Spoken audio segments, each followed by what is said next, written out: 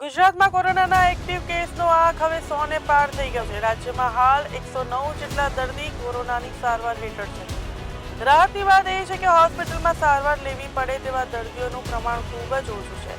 છેલ્લા 24 કલાકમાં અમદાવાદમાં 17 નવા કેસ નોંધાયા છે। તો હાલ અમદાવાદમાં કોરોનાના 76 એક્ટિવ કેસ છે।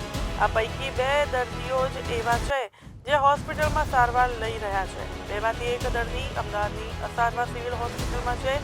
અન્ય એક હોસ્પિટલમાં સારવાર લઈ રહેલા 67 વર્ષીય મહિલા દર્દીનો કોવિડ ટેસ્ટ પોઝિટિવ આવતા તેમને સિવિલમાં દાખલ કરાયા છે।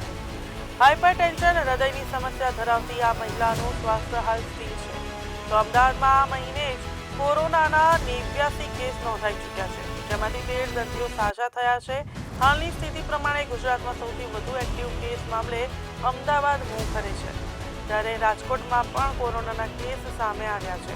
ડોક્ટરોના મતે કોરોનાની સ્થિતિથી હાલ ડરવાની કોઈ જરૂર નથી।